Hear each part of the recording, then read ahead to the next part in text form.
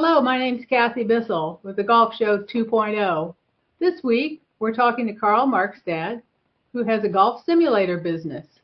And he has done some really interesting things, creating packages that you can almost put up by yourself, or if you're very handy, or he can deliver an entire system to your house or your garage or wherever you want it. Gary, why don't you give us some background? Thanks. Carl's got a store in Milton, Wisconsin, which is southeast of Madison, west of Milwaukee. It's called Carl's Place. And I think what all America wants to know, Carl, is how did you come up with the name? Oh, it's a long and not very exciting story, but I have a sister that went to school at the University of Wisconsin-Milwaukee, and they have a residence hall there named after Carl Sandburg. And as part of being at school, she got a T-shirt that said, "I live at Carl's Place." And she gave it to me thinking that was pretty funny. And so that was just kind of a thing that I used to wear a lot when I was younger and kind of followed me around. So when I started a business, I thought it was funny to call it Carl's Place. And, it stuck. For better or worse, it stuck. And so here we are. You said there wasn't much of a story, and you brought Carl Sandburg in. That's a story. No, yeah. That's pretty good. Yeah, I had no idea. Yeah. And for anybody under the age of 40, here's who Carl Sandburg was, because you probably have to read him in 7th grade English class like I did. Yeah, yeah. A really famous American poet. Indeed. Yes. So with a great name, might I add. It's good. Tell us about the explosive growth of golf simulators in America, and especially in Wisconsin. Yeah. Why is it growing how fast is it growing, and why do people like it so much? Yeah, I mean, it has been really quite a journey. We've got into golf simulators.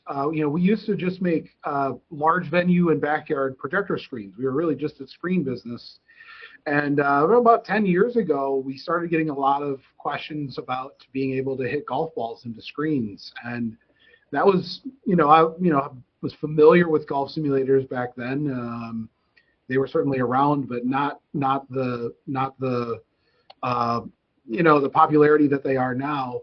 And over the years, we tried to help people out with those and built a lot of them. And really over the last 5 years, 6 years, it has really it feels like every year it's a significant growth over the last with more facilities, more people doing it in their homes, more technology, and it's gotten so good to the point where the cost and the quality is so attractive.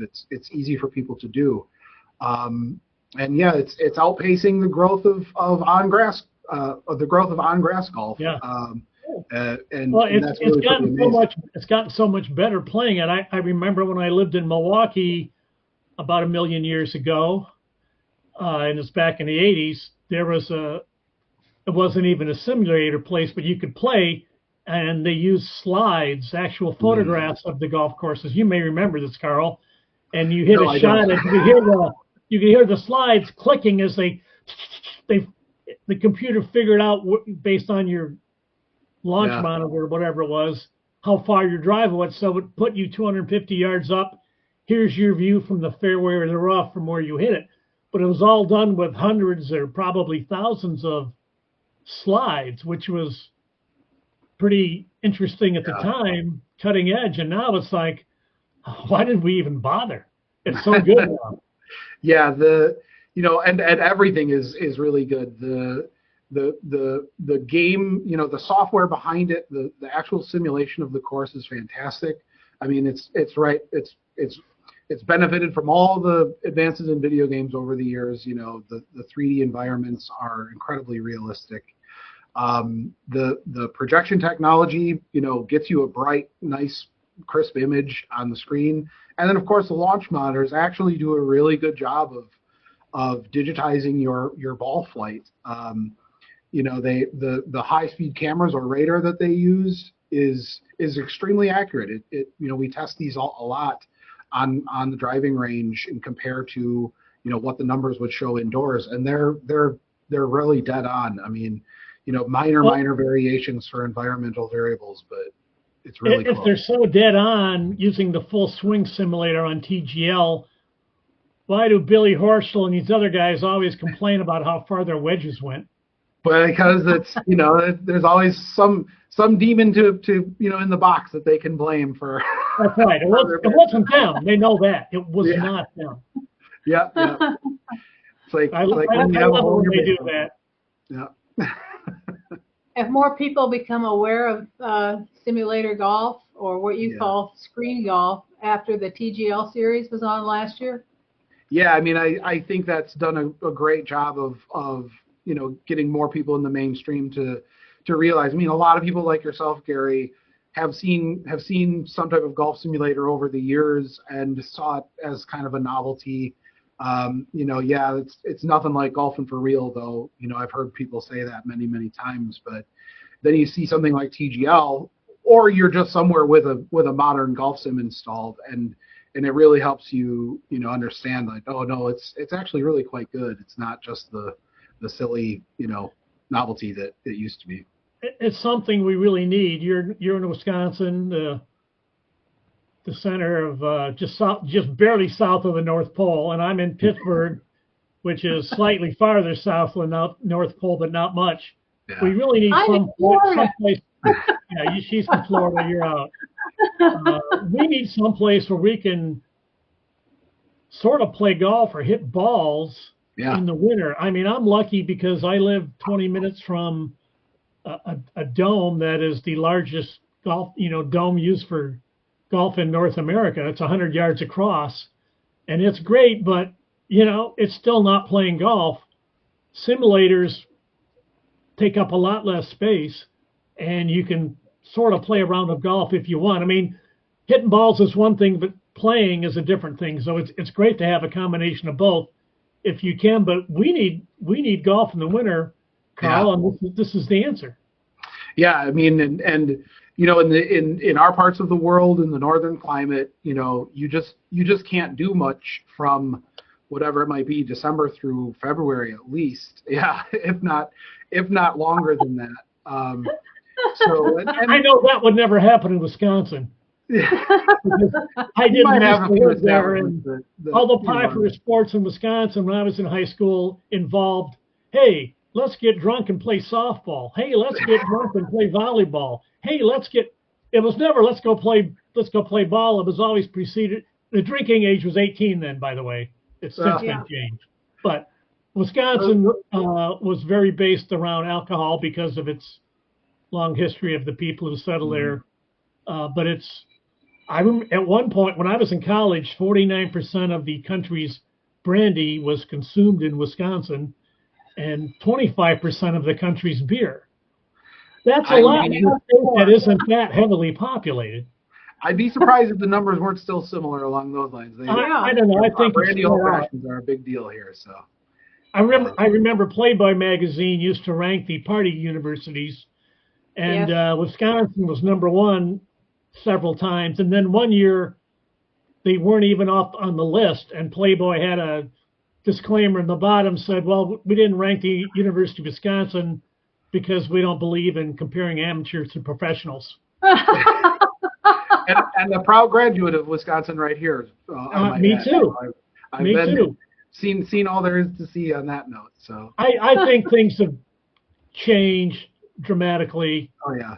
Since then, the time I was there in the late 2000s and mid to late 2000s, and you could see even from when I started to when I was done there, the Halloween party on State Street and all that got a lot calmer and got a little more modernized. But anyway, it's cold, and it's cool. having sims is a great way to get some practice in and all that. And I would add, even in places like Florida or other southern states that are hotter, like there's times in the summer where it's the opposite problem, and sims are a great solution for that too. Go out for 4 hours and die in the sun, or hang out in the air conditioning and have some cold beverages and all that, and it's a different experience. Or get bitten by a copperhead and eaten by an alligator. It Right dampens your day. Yeah. Well, I used to live in the Palm Springs, California area, Mhm. and from between the 1st of June and the middle of September, you could get days that would be anything from 95 to 120. Yeah. And when it got to be over 110, you could kind of breathe in the heat Yeah. with the air. It's a very challenging climate. So simulators would be the way to go out there too. Yeah. No, I have a question. What was your major in school? Were you in physics? Were you in mathematics? I was in mechanical engineering is my degree. It's in what? Mechanical engineering. Okay. Yeah. So I had a really good background on building all the stuff we build. That's kind of how I got into this. Tell us about how you got started, because you didn't start as a golf simulator business. You were providing screens or backdrops or canvas, or what was the story? Yeah. We were all about the hobby of it. All started with backyard movie screens. Back in my college time, that was when like home level projectors were really getting to be attainable. They were coming out with units that were affordable and high definition, and it was getting to be quite easy to get a projector to make a really big screen. But we quickly learned as college students that the walls in your house only get so big. And so we decided to go outside and use the walls of a barn or something like that. And then we learned about how, the walls of a house are only so good for putting a movie on. So we made some really big screens.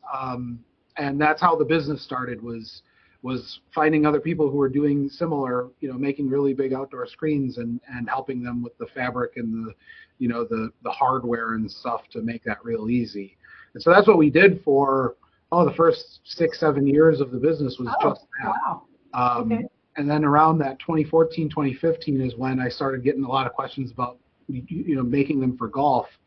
And at first it was just a side, sure. Eventually I found a fabric that could withstand the shot. Yeah. And so we started making our exact same backyard screens, but for golf. And then it just got to be more and more questions, people needing help with how to set that up. How do I hang the screen up? How do I make, sides that I won't, hit a ball into my car or whatever. So that's something those are questions we were very used to answering for the big screens, where am I going to put this thing? And so it was a real natural transition to helping people with their sims. And it just took over from, for the last half of the 2010s. By 2020, it was almost all golf. And since then, that's been all we do. So in my area, there simulator golf places opened like at least one a year the last couple of years all over the place. In fact, one of them's already gone out of business after 3 years. Yeah. Because they're also trying to run a restaurant and bar business along with the golf simulator, but that's another story. If I want to get a simulator at home, people probably would be interested. How much room do they need, and what's it going to run them ballpark? I mean, you can go into the high end of stuff, spend as much as you want, but what can somebody realistically spend to get going, and what do they need? A starter simulator. Yeah, the space is the biggest challenge first. Once you get the space you need, the height is the biggest challenge. We normally are looking for like 9.5 to 10.5 feet ideally. Anything less than 9.5, and it can be possible, but it gets a little tight if you're shorter, or if you're going to only use irons, you can get away with it. But 9.5 rooms are overrated when you could have a golf simulator instead. I think explain that to your spouse and move on. And don't forget, you can watch some movies and play some video games on that when you're not golfing too. So, but yeah, that's the biggest thing, And then whatever room you need to swing your club, and it's a little different for everybody. But the height, a little room behind you on both sides. We are typically looking for a good 15 feet in width. And 20 feet deep is ideal. You could squeeze a little less than that depending on how comfortable you are. But that's kind of our goal there, like 9.5 tall, 15-ish wide, 20 feet deep, 20 feet deep. And if you have that, you can have a pretty nice setup. If you have less than that, you can still have the setup. You just have to be a little more careful. And then, pricing is of course a huge range. You can get by in the range of $5,000, $6,000, $7,000 with the full, the computer, the projector, the enclosure, the launch monitor. You can spend 10 times that if you want, pretty easily on the higher end. All of the above. The technology can be very good if you're willing to spend that much more. So yeah, and everywhere in between there's options. I know at the PGA show. Go ahead, Kathy. You make some of those available in special packages that you sell people. If they have skills to build by themselves, you can sell them a package that starts slightly less, and they can they craft it and put it together. And if they aren't handy, you can do it for them. Yeah, the kind of the DNA of this company is from helping people do it yourself. That's what we started doing with Backyard Screens. We sold the parts to help you put it together and make a project of it. And we still do that for the most part on all of our enclosures, where if you want to get the pipe locally and save some money cutting it and putting it together, we're going to help you do that, because it's a good way to do it. We'll also sell that to you if you don't want to deal with it. Try to get a good price and put it all in a package for you. But we have a great feature on our website that kind of walks you through each component.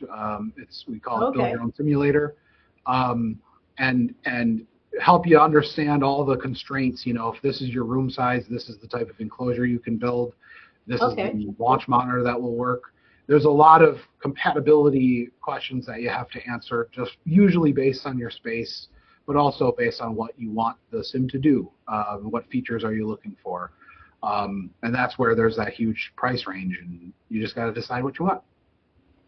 I know at the PGA show I was hitting balls on one of the higher end simulators. It might have been Golf Zone, and I hit a shot into a bunker, and I had to go to a separate set of brushes that were like whitish sand colored. That's where I played the bunker shot. So I hit the shot from there, and oh my God, it felt exactly like hitting out of a bunker. I couldn't believe it. Yeah. And that's just the physical part of the simulator. It had nothing to do with the special effects. Yeah. I mean, it's come a long ways, both on the screen and, for the other stuff. Putting still is not perfected, but I don't know if they're ever going to get that.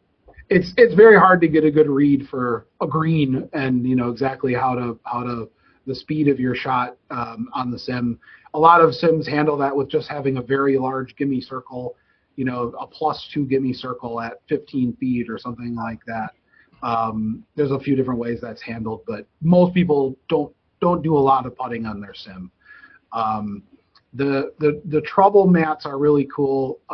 Unicore has something like that comes with the IXO2, where, like you said, there's a special patch of turf that you can put down that tries to simulate a rough or a sand shot. Yeah, like on TGL. Yep. Yeah. And other sims, even if you don't have that, though, the software knows how deep you are in the sand and tries to show you, hey, you're really buried or you're not or whatever. And then you hit it and they'll just punish your power, basically. Maybe your spin rate is reduced because of how buried you were.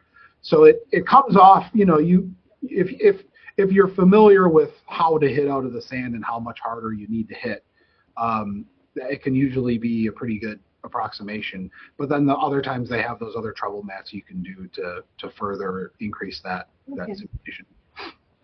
Well, you're out in the hinterlands there in Milton, so maybe you're not up on this, but are golf courses, especially private clubs, is there a movement for them to start installing a couple of simulator bays, not only for teaching, but it's a way to get people to come out to the club in the winter when it's normally dead and they're not making any money.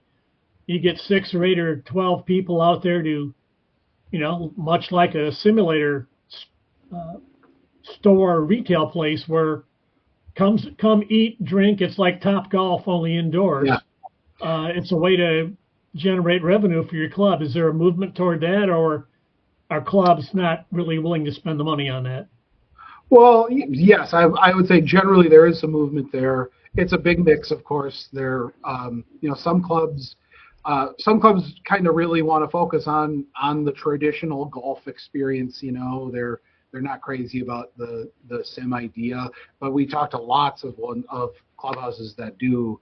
One of my favorites, one of the earlier ones we did, I got a kick out of. They said that they were a bar with a golf course problem, and they closed down the whole pro shop and turned it into golf simulators because that's what people like to come to the bar at the clubhouse and play indoor golf more than buying stuff in the pro shop, and that was a better return for them. Wow. And so yeah, we've seen everything in between. Everything from that to we don't want to use the banquet hall for sims or whatever. But yes, there's definitely more and more of that all the time where golf courses tend to have decent space available for this one way or another. And so we talk to a lot of courses that are adding 1 or 2 or 3 bays even if it's a rainy day or in the winter, getting people coming in and spending a little money when you would otherwise have. You've got wait staff who would like to not have 3 months off. Yeah, exactly. Because what are they going to get? Were they going to go south and get a job for 3? I mean, they keep the club going and keep the lights on. And not to mention just after hours during the season. The sun goes down, you can keep golfing for a few hours. And a lot of places have those covered patios and whatnot. And sometimes they have roll down screens. They're going to keep out some of the colder drafts that come through. Yep. So you could play them in that too, I would think. Yeah. And we do have a lot of them, rearrange their facility seasonally, to make room. Like I said, the banquet hall is a common thing that they have that maybe doesn't get used a lot in the winter. It's they're filling it with weddings every weekend in the summer, but then not much in the winter. So they throw some sims in there and take them down in the summer, and that's a pretty decent way to even out the revenue stream a little bit. Well, there's a golf course I wrote about. This is how I first met Carl. It's called Rainbow Springs, or it was called. It was the meanest, vile, hardest golf course any of us had seen back in the 70s and early 80s. It was southwest side of Milwaukee, and it was out in the woods, and it was really long. If you could break 80 there from the tips and or not lose a ball, both of which was pretty hard to do, you really had a good day. And it was such a maddening course. My buddies and I kept going back there a couple times a year because we wanted revenge, and we usually never got it. Nothing good happened until after the round. We went into McWanago and stopped at a place called Jeff's Root Beer Stand and got root beer shakes. But Carl and his guys recreated the course on the simulator a few years ago, and you have it on a demo in the shop there in Milton, and you can go play that course. Your dad played there a lot, and you got your dad and some of the members to look at the creations, and they knew where the trees were and what kind, and they helped you really fine tune it. Yeah. So the simulator course could be just as frustrating as the real one. But it is. The interesting thing is you can do that with any course. I mean, to me, all the courses available on simulators are all the top 100 courses in the world. I'd be a lot more interested in being able to play my local course or some crummy 9-hole cow pasture or a Rainbow Springs type thing. And I might be in a small minority in this, but I would really enjoy playing lesser known courses around me. I don't think there's a market for that, but you had to have gotten a lot of reaction with bringing back Rainbow Springs. Yeah, that Rainbow Springs. We wanted to kind of experiment with that idea of making courses, and I grew up in East Troy, just outside of McWanago, and so Rainbow Springs was one of the first that came to mind. That closed in the early 2010s, if I recall correctly. Yes, it's been closed. It's been gone for a while. Yeah, but before that, it was a very unique place to go golf. It was It was on the grounds of a failed resort. There was a big hotel there that was abandoned, and you were kind of golfing in the shadows of it. And so very, very different, very deep in the woods for where it was, and very challenging. Like you said, it was a wet course. There was no sand, but there was water everywhere, even when you didn't see it. There was a second 18, wasn't there, or another 9? There was Big Mo and Little Mo. There was a par 3 course. Par 3 course, that's right. Yeah, and always a lot of geese and lots of trees and. I think the 15th hole famously had the skull and crossbones flag on the tee because it was particularly challenging. And so we made the course. We made the course for GS Pro, and I invited my dad and a bunch of his friends who had played the course a lot over the years to try it and give us tips on how it played, and we tweaked it a little bit, and they were very, very happy with how it recreated the experience. So that was just a really fun thing to do, and anyone can play it on GS Pro. It's out there. You don't have to be at our showroom, though. You're always welcome to come try it at our showroom. But anyone with GS Pro can play it. So, and if I GS get Pro anywhere near Milton, Wisconsin, that's what I'm going to do. I'm coming in because I want to play Rainbow Springs again. I would love that, and totally regret it. You probably will. It's. The nice thing is that you can jump around and quit and get a lot of mulligans real easily on the sim. So, they tested it out for us, and we put it out there, and it was a really fun experience. We want to do some more of that, but there's so many other ideas you can do, from creating old courses. Even if they never existed, maybe they were just planned and okay. Never got off the ground. Famous in their own right for that, famous architects or what have you.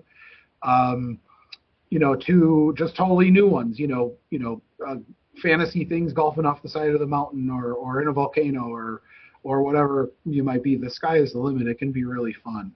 And there used to be an artist that created crazy golf holes. Gary, you're going to remember his name. I certainly don't. Augie Pisa on TGL. No. Bud Chapman from Minnesota. Yes. He drew the Fantasy 18, and there are famous paintings that still hang in many clubhouses, especially in public courses in America. A guy playing a sliver on the ledge of a steep cliff somewhere in the Red Rocks. Here's a golf hole, and you can and somebody turned that into an 18-hole course on a demo CD that I've got, and it's interesting. It's kind of reminds me of playing Rainbow Springs, to be honest. It's ridiculous, is what it is. Yeah, Bud Chapman's paintings were quite a thing for several decades. Yeah. Well, that's very doable with a sim. You could turn that into a playable course. So, your note on playing more local, smaller courses, I think you'd be surprised how many of those there are on GS Pro.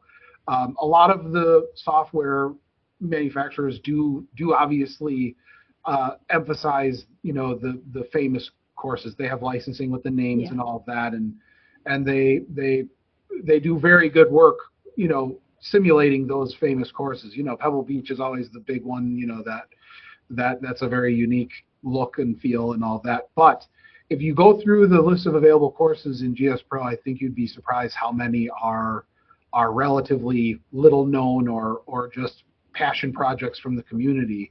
That's what's really cool about that software is it's largely community driven, people making the courses. So a lot of people just pick their favorite local course and turn it into a sim. So yeah, I've only had access to TrackMan and its system, and I don't have a room in my house that's going to be suitable because apparently somebody wants to use the kitchen. I don't have room to fit one in, but well, you build a shed. I think that's a great idea. I would think if I was a club, I would want to have my course made into a simulator course.